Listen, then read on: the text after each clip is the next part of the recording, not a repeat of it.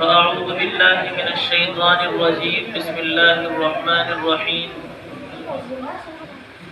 إنا نحن نزلنا الذكر وإنا له لحافظون وقال رسول الله صلى الله عليه وسلم خيركم من تعلم القرآن وعلمه او كما قال علیہ الصلاۃ والسلام۔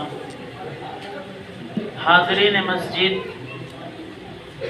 اللہ تبارک و تعالی کا کتنا بڑا احسان اور انعام ہے کہ اللہ تبارک و تعالی نے ہمیں رمضان المبارک کا مہینہ عطا فرمایا ہے۔ یہ مہینہ تمام مہینوں میں افضل ہے اور اس مہینے میں اللہ تبارک و تعالی کی بے شمار نعمتیں انسان کو میسر ہوتی ہے اور بے شمار رحمتوں سے اللہ تبارک و تعالی کی انسان فائدہ اٹھاتا ہے۔ اسی مہینے کے اندر اللہ تبارک و تعالی نے شب قدر کو رکھا ہے اور اسی مہینے کے اندر اللہ تبارک و تعالی نے انسان کے لیے رحمت کا عشرہ بھی رکھا ہے، جہنم سے آزادی کا عشرہ بھی رکھا ہے اور مغفرت سے آزادی کا اور مغفرت کا بھی عشرہ اللہ تبارک و تعالی نے اسی مہینے میں رکھا ہے۔ لیکن اگر ہم نے اس مہینے کی اہمیت کو نہ پہچانا اور اس مہینے کی قدر ہم نے نہ کی تو یقیناً ہو سکتا ہے کہ آنے والا جو مہینہ آئندہ سال ہے وہ ہم میں سے کس کو میسر ہو کس کو میسر نہ ہو اس کا ہم اندازہ نہیں لگا سکتے ہیں۔ اللہ تبارک و تعالی نے یہ مہینہ ہمیں عطا کیا ہے، ہمیں اللہ کا شکر ادا کرنا چاہیے اور ہمیں اس کے دربار میں حاضر ہو کر کے اپنی بخشش کرانی چاہیے۔ اللہ تبارک و تعالی نے قرآن کریم کے اندر ارشاد فرمایا اِنَّا نَحْنُ نَزَّلْنَا الذِّكْرَ وَإِنَّا لَهُ لَحَافِظُونَ کہ ہم ہی نے قرآن کریم کو نازل کیا ہے اور ہم ہی اس کی حفاظت کریں گے۔ اللہ تبارک و تعالی نے ارشاد فرمایا کہ قرآن کریم کو ہم نے نازل کیا ہے اور ہم ہی اس کی حفاظت کریں گے۔ اب اللہ جیسے چاہے اپنے کلام کی حفاظت کر سکتا ہے، اللہ جس سے چاہے اس سے اپنے کلام کی حفاظت کروا سکتا ہے۔ یقیناً یہ کلام وہ کلام ہے جس نے انسان کو زندگی جینے کا سلیقہ سکھایا ہے، جس نے انسان کو دنیا میں رہنے کا ڈھنگ بتایا ہے، جس نے ہمیں مسجدوں کا راستہ دکھایا ہے، جس نے ہمیں اس دنیا میں رہ کر کے چھوٹوں پر احسان، بڑوں کا ادب، ماں باپ کا ادب، یقیناً یہ سب چیزیں قرآن کریم سکھاتا ہے۔ لیکن کب سکھاتا ہے؟ جب ہم قرآن کریم پر عمل کریں، جب ہم قرآن کریم کو اپنے گھروں میں رکھیں، اس کی تلاوت کریں، اپنے بچوں کو حافظ قرآن بنائیں، اپنے بچوں کو قرآن کی تعلیم سے آراستہ کریں، ان کو قرآن کریم کی تعلیم دے۔ لیکن اگر ہم نے اپنے بچوں کو قرآن کریم کی تعلیم سے دور رکھا، ہم نے اپنے بچوں کو دینی تعلیم سے دور رکھا تو یقیناً ہماری اولاد آنے والے زمانے میں ہماری نافرمان بن کر کے کھڑی ہو سکتی ہے، آنے والے زمانے میں ہماری اولادیں ہمارا مخالف بن کر کے کھڑی ہو سکتی ہے۔ کیوں؟ ہم نے ان کو نہیں بتایا ہے کہ ماں باپ کی اہمیت کیا ہوتی ہے۔ اگر ماں باپ کی اہمیت کا اس کو پتہ چلے گا تو صرف مدرسہ اس کو پتہ چلا سکتا ہے، قرآن کریم کی اہمیت اس کو پتہ چلا سکتی ہے کہ ماں باپ کا کیا درجہ ہوتا ہے، قرآن کریم کا کیا مرتبہ ہوتا ہے، دنیا میں رہنے کا کیا ڈھنگ اور سلیقہ ہوتا ہے۔ یقیناً یہ سب چیزیں قرآن کریم سکھاتا ہے اور قرآن کی تعلیم صرف مدارس کے اندر دی جاتی ہے۔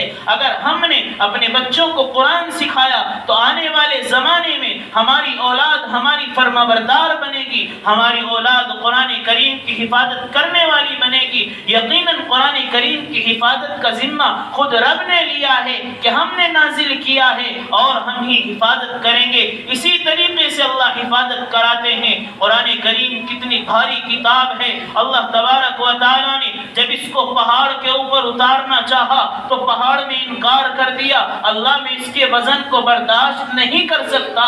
زمین کے اوپر اللہ نے چاہا، زمین نے کہا اے اللہ میں پھٹ جاؤں گی، میں اس کا وزن برداشت نہیں کر سکتی۔ لیکن اللہ نے آخر میں کس کو چنا ہے؟ اللہ نے اپنے پاک کلام کے لیے نبی آخر الزمان محمد عربی صلی اللہ علیہ وسلم کو چنا ہے، جو کہ ایک انسان تھے۔ اللہ تبارک و تعالی نے ان ان کو پیدا کیا تھا لیکن وہ ہمارے نبی بنے, ہم ان کی امت میں آئے. اب اللہ کے نبی پر قرآن کریم نازل ہوتا ہے. قرآن کریم اللہ کے نبی کے اوپر حضرت جبریل امین لے کر کے آتے ہیں. قرآن کریم کا وزن کتنا ہوتا ہے.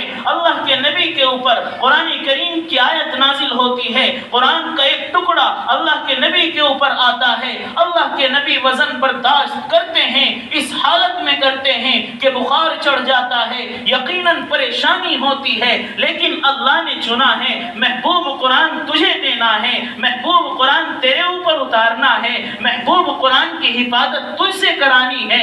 اللہ کے نبی علیہ الصلوۃ والسلام کے ایک صحابی جن کا نام حضرت زید ہے, اللہ کے نبی کی برابر میں تشریف رکھتے ہیں. اللہ کے نبی کے اوپر حضرت جبریل امین قرآن کریم کی ایک آیت لے کر کے نازل ہوتے ہیں اور قرآن کریم کی ایک آیت لے کر اللہ کے نبی کے پاس تشریف لاتے ہیں. اللہ نے آپ کے لیے قرآن کریم کا ایک ٹکڑا اور بھیجا ہے. قرآن کریم پورا ایک ساتھ نہیں اترا ہے. اس بات کو آپ کو ذہن میں رکھنا چاہیے کہ قرآن کریم کبھی ایک سورت کی شکل میں اترا ہے, کبھی ایک آیت کی شکل میں اترا ہے. اس طریقے سے اللہ نے قرآن کریم کو نازل کیا ہے. تو میں بتا رہا تھا کہ حضرت زید اللہ کے نبی کی برابر میں تشریف رکھتے ہیں. اللہ کے نبی کے اوپر قرآن کریم کی ایک آیت نازل ہوتی ہے. حضرت زید رضی اللہ عنہ کہتے ہیں کہ اللہ کے نبی علیہ الصلوۃ والسلام کے اوپر جس وقت قرآن کریم کی آیت کا ٹکڑا نازل ہوا, اس وقت میری ران مبارک اللہ کے نبی علیہ الصلوۃ والسلام کی ران مبارک سے ہلکی سی ٹچ تھی. میری ران کے اوپر رکھی ہوئی نہیں تھی بلکہ اس سے ملی ہوئی تھی. یقیناً مجھے اس وقت پتا چلا کہ قرآن کریم کا وزن کتنا ہوتا ہے. آیت اللہ کے نبی علیہ الصلوۃ والسلام کے اوپر نازل ہوتی ہے اور مجھے اتنا وزن معلوم ہوتا ہے, گویا میں نے گمان کیا کہ شاید میری ران کے اوپر کوئی پہاڑ کا ٹکڑا رکھ دیا گیا ہو اور اس سے میری ران پھٹی جا رہی ہو. تو قرآن کریم تو کتاب ہے, لیکن یقیناً یہی ہماری ننھی اولاد جب اس قرآن کریم کو لے کر کے بیٹھتے ہیں تو پھر بڑے سے بڑے عالم بھی یقیناً اس قرآن کریم کو سکھاتے ہیں.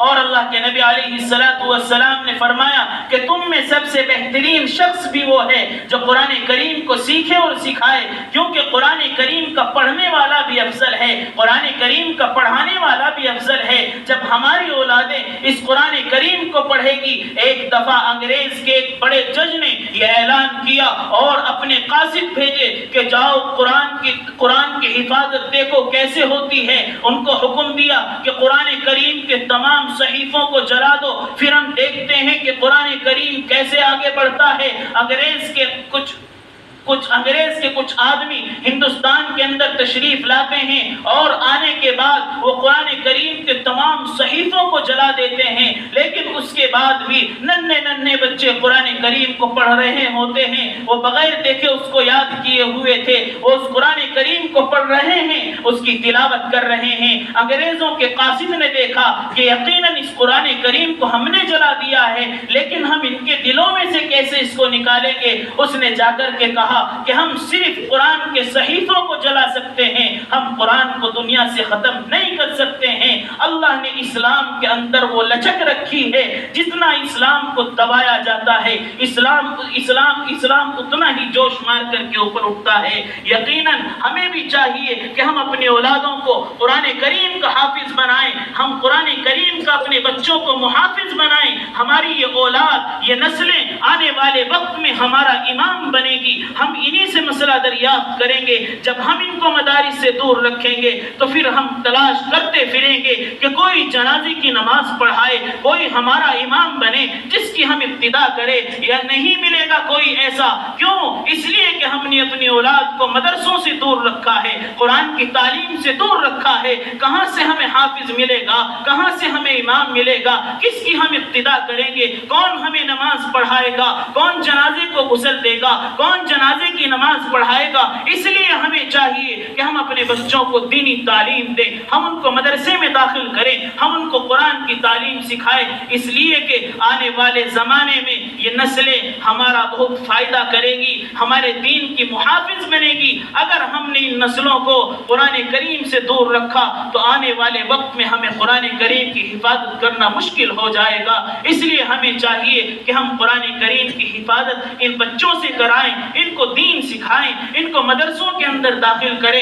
اور اسی طریقے سے اللہ تبارک و تعالیٰ نے ہمیں دوسرا حکم کیا دیا ہے؟ یقیناً آپ کہیں گے کہ ہر کوئی اسی کی بات کرتا ہے، لیکن یہ ایسا عمل ہے کہ جس کو اللہ نے ہمارے اوپر فرض قرار دیا ہے، جس کو ہم زکوٰۃ کہتے ہیں۔ زکوٰۃ ہمارے مالوں پر اللہ تبارک و تعالیٰ نے فرض کی ہے۔ اور زکوٰۃ کیسے فرض کی ہے؟ یاد رکھیے، اگر ہم نے زکوٰۃ کا مال نہ دیا، اگر ہم نے زکوٰۃ ادا نہ کی، تو کل جب ہم اس مال کو کھائیں گے، اس مال کو کھانے کے بعد یقیناً ہم حرام کھائیں گے، کیونکہ اس کے اندر یتیموں کا حق تھا، اس کے اندر مسکینوں کا حق تھا، اس کے اندر غریب غربا کا حق تھا۔ ہم نے اس کو کھایا ہے، اللہ نے اس کو نکالنے کا حکم دیا، ہم نے اس کو اپنے مال میں جمع رکھا۔ اگر ہمارے پاس 1,00,000 روپے رکھے ہیں اور اس کے اندر ایک حرام روپیہ ملا تو یقیناً وہ 1,00,000 کو بھی حرام بنا دے گا، اور جب ہم اس کو کھائیں گے تو ہمارا بدن بھی ناپاک ہوگا۔ کیوں؟ ہم نے ناپاک چیز کو کھایا ہے، اور ناپاک چیز کو کھانے کے بعد جب ہمارا بدن ناپاک ہوا، اب ہم عبادت کریں، عبادت قبول نہیں، نماز پڑھیں، نماز قبول نہیں، روزہ رکھیں، روزہ قبول نہیں، گویا ہماری کوئی عبادت قبول نہیں ہوگی۔ کیوں؟ اس لیے کہ اللہ نے جو ہمارے اوپر فرض قرار دیا ہے، اللہ نے روزے سے پہلے زکوٰۃ کو انسان کے اوپر فرض کیا ہے، حج سے پہلے زکوٰۃ کو فرض کیا ہے، نماز 5 ستون اسلام کے ہیں، ان میں سے پہلا ایمان کہ لا الہ الا اللہ پڑھنا، دوسرا نماز ہے۔ نماز کے بعد اگر سب سے زیادہ اہمیت کوئی مرتبہ رکھتا ہے تو وہ زکوٰۃ کا مرتبہ رکھتا ہے، وہ زکوٰۃ کا رتبہ ہے جو سب سے اعلیٰ ہے۔ نماز کے بعد اگر اللہ نے کسی چیز کو سب سے پہلے فرض قرار دیا ہے تو وہ زکوٰۃ ہے۔ ہمیں چاہیے، اور زکوٰۃ کیا ہوتی ہے؟ اگر انسان کے پاس 100 روپے ہیں، بہت سے آدمی کشمکش میں رہتے ہیں کہ ہمیں زکوٰۃ کا نصاب معلوم نہیں ہے۔ اگر ہمارے پاس مال موجود ہے، مال مثلا ہمارے پاس 100 روپے موجود ہے، کم سے کم زکوٰۃ کا آپ حساب سمجھے تو پھر آپ کو زیادہ کا بھی سمجھ میں آ جائے گا۔ اگر ہمارے پاس 100 روپے موجود ہیں اور وہ سال بھر رکھے رہے تو اب اس 100 روپے میں 2.5 روپے بنتا ہے کہ ہم اللہ کے راستے میں خرچ کریں، ہم غریبوں کو دیں، ہم مسکینوں کو دیں، ہم ضعیفوں کو دیں، ہم اللہ کے راستے میں خرچ کریں، ہم مدارس کے اندر اس کو پہنچائیں۔ یہ ہماری ذمہ داری بنتی ہے، یہ ہمارا فریضہ بنتا ہے۔ اگر ہم نے اس کو ادا نہ کیا تو ہمارے 100 روپے بھی حرام شمار ہو گئے۔ کیوں؟ اس لیے کہ اس کے اندر اللہ کا حق تھا، اللہ نے جو حکم دیا ہے وہ اس میں حق تھا، وہ غریبوں کا حق تھا، وہ یتیموں کا تھا، وہ مسکینوں کا تھا، وہ ہمارے لیے جائز نہیں ہے۔ اب وہ ہمارے لیے جائز نہیں ہے تو پھر ہمیں نکال دینا چاہیے۔ اور اس سے بڑھ کر کے آپ سوچیں، اگر ہمارے پاس 40,000 روپے موجود ہیں، 1,00,000 پر 2,500 کی زکوٰۃ بنتی ہے۔ اگر ہمارے پاس سال بھر میں 1,00,000 روپے رکھے رہیں اور وہ ہماری ضرورت سے زائد تھے، اگر وہ ایک دن پہلے مثلا آج سال پورا ہوا ہے، وہ اس سے ایک دن پہلے خرچ ہوئے تو اس کے اوپر زکوٰۃ نہیں ہے۔ لیکن سال گزر گیا، اب مال ختم ہوا ہے تو پہلے اس سال کی زکوٰۃ ادا کرنی پڑے گی جو اس کے اوپر گزر چکا ہے، یعنی 1 سال مکمل ہو گیا ہے۔ اب ہمارے اوپر یہ حق بنتا ہے کہ ہم اس کا 2.5 یعنی 1,00,000 میں سے 2,500 2,500 روپے ہم اللہ کے راستے میں خرچ کریں۔ اس چیز کو ہم اپنی زندگی میں اپنائیں گے تو یقیناً پھر ہماری ہر طریقے سے حفاظت ہوگی، ہمارے غریب بھی محفوظ ہوں گے، ہماری غریب بچیاں بھی محفوظ ہوگی۔ یقیناً جب مال نہیں ہوتا ہے، یقیناً غریبی انسان کو ہر جگہ پہنچا سکتی ہے، وہ چوری تک اس کو پہنچا سکتی ہے، وہ زنا تک اس کو پہنچا سکتی ہے، وہ قتل و غارت تک اس کو پہنچا سکتی ہے۔ لیکن اگر ہم زکوٰۃ ادا کریں گے، ہم یتیموں کا خیال رکھیں گے، مسکینوں کا خیال رکھیں گے، ضعیفوں کا خیال رکھیں گے، تو پھر ہماری آنے والی نسلیں بھی یقیناً اس چیز پر کامزن رہے گی اور وہ بھی اس پر عمل کرے گی۔ تو اس لیے ہمیں چاہیے کہ ہم اپنے بچوں کو مدرسے کے اندر داخل کریں، ان کو قرآن کریم کا حافظ بنائیں۔ یقیناً ہونا یہ چاہیے کہ ہماری بستی میں سے کوئی ایسا حافظ ہو جو مصلی پر کھڑا ہو کر کے ہماری بستی میں قرآن سنا سکے۔ وہ کب ہوگا؟ جب آپ مدارس سے محبت رکھیں گے، اپنے بچوں کو مدارس کے اندر داخل کریں گے، ان کو مدرسے میں پڑھائیں گے، ان کو قرآن سکھائیں گے، تو یقیناً پھر وہی مصلی پر کھڑا ہو کر کے ہمارا امام بنے گا۔ اور ہمیں کتنی خوشی ہوگی، کتنی خوشی ہوتی ہے جب محلے کا کوئی حافظ مصلی پر کھڑا ہو کر کے قرآن سناتا ہے۔ لیکن اگر ہم غفلت میں پڑے رہیں گے، وقت نکل جائے گا، ہماری نسلوں میں حافظ پیدا نہیں ہوں گے۔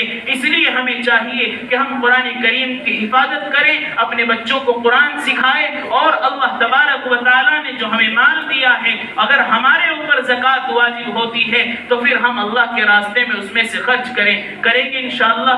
اللہ تبارک و تعالیٰ مجھے بھی کہنے سننے سے زیادہ عمل کی توفیق عطا فرمائے، اور اللہ تبارک و تعالیٰ ہم سب کو بھی اس پر عمل کرنے کی توفیق عطا فرمائے۔